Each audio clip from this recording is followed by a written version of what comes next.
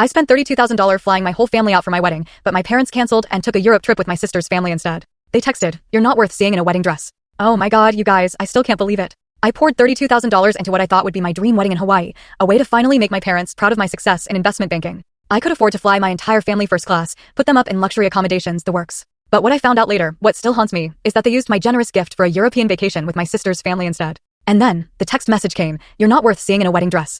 It was a betrayal so deep, it felt like a physical blow. Growing up in a modest neighborhood in Milwaukee, Wisconsin, I always felt like I was competing for my parents' attention. Eleanor and Richard Hamilton, my parents, never made it a secret that my younger sister, Heather, was their favorite. While most parents tried to hide their preferences, mine wore theirs like a badge of honor. Every single one of Heather's achievements was celebrated with parties and gifts, while my accomplishments, they barely got an obligatory nod. I remember when I was 10, I won the regional spelling bee, beating kids 3 grades above me. My parents skipped the ceremony because Heather had a soccer practice they couldn't miss. The principal drove me home, and when I walked through the door, clutching my trophy, my mother just said, "Put that somewhere it won't collect dust." That very night, they took Heather out for ice cream to celebrate her scoring a goal in practice. This pattern, this constant feeling of being second best, continued throughout my adolescence. I worked tirelessly, hoping that academic excellence, something Heather struggled with, would finally earn their approval. By junior year, I was top of my class, taking advanced placement courses, volunteering at the local hospital. Meanwhile, Heather struggled to maintain AC average but excelled at soccer. Guess which one made my parents beam with pride? The real turning point, the moment I knew I had to escape, came during my senior year. College acceptance letters arrived, and I received a full academic scholarship to Northwestern University,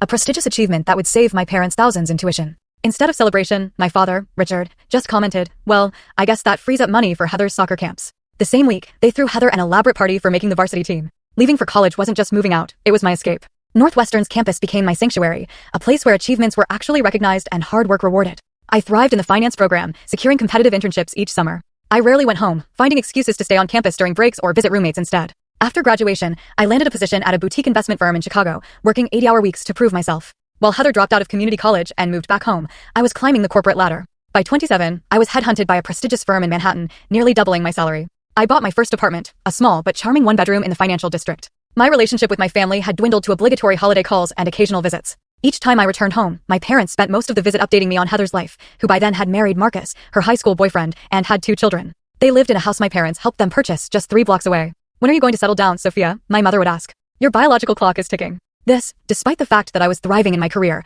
traveling internationally and building wealth and independence. The contrast between my family and Nathan's became apparent the moment I met them. I met Nathan at a charity gala for educational scholarships. He was handsome in his tailored suit, but what truly attracted me was his genuine interest in my career and ambitions. Full story on channel, link below. Watch what happened next.